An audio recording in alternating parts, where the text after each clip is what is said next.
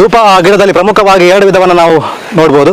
ಒಂದು ಐಲಂತ ಟ್ರೈಫೈಸ್ ಅಂತ ಬರುತ್ತೆ, ಇನ್ನೊಂದು ಐಲಂತ ಎಕ್ಸೆಲ್ಸ್ ಅಂತ ಅಂತೇಳಿ. ಈ ಜಾಗೆಯಲ್ಲಿ 3 ಎಕರೆ ಸಂಪೂರ್ಣ ಧೂಪದ ಗಿಡ ನಾವು ಹಾಕಿ ಇದಕ್ಕೆ 6 ಅಡಿ ಆದ ನಂತರ ಕಾಳುಮೆಣಸ ಬಳ್ಳಿಯನ್ನು ಹಾಕಿ ಸಂಪೂರ್ಣ ನಾಟಿ ಮಾಡಿ 1 ವರ್ಷ ನಿರ್ವಹಣೆ ಮಾಡಿಕೊಳ್ಳಲಿಕ್ಕೆ ಕೈ ತೋಟವನ್ನು ನಾವು ರೆಡಿ ಮಾಡಿಕೊಡುವಂಥ ಸಿಸ್ಟಮಲ್ಲಿ ಕೆಲಸ ಮಾಡಿಕೊಡ್ತಿದ್ದೇವೆ. ಯಾವುದೇ ಗೆಲ್ಲುಗಳು ಬರೆದು ನೇರವಾಗಿ ಸಹಜವಾಗಿ ಬೆಳವಣಿಗೆ ಆಗುವಂಥದ್ದು.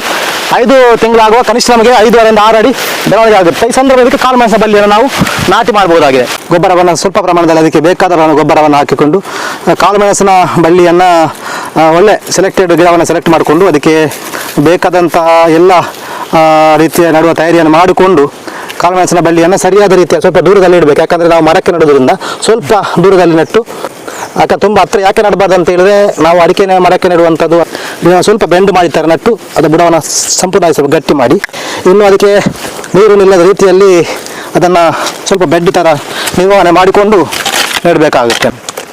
ಈ ಥರ ಮಣ್ಣು ಎತ್ತರವಾಗಿ ನಾವು ಕೊಟ್ಟು ನೆಟ್ಟು ಬಿಟ್ಟರೆ ಮೆಣಸಿನ ಬಳ್ಳಿ ಸಾಯುವಂಥದ್ದು ಕಡಿಮೆ. ಯಾಕೆ ನೀರು ಕೂಡ ನಿಲ್ಲುವುದಿಲ್ಲ ಬುಡದಲ್ಲಿ, ಹಾಗಾಗಿ ಚೆನ್ನಾಗಿ ಬೆಳವಣಿಗೆ ಆಗುತ್ತೆ ಅನ್ನುವಂಥ ತೋರಿಸಿರುವಂಥದ್ದು. ಇಷ್ಟು ಮಾಡಿಬಿಟ್ರೆ ಸಾಕಾಗುತ್ತೆ.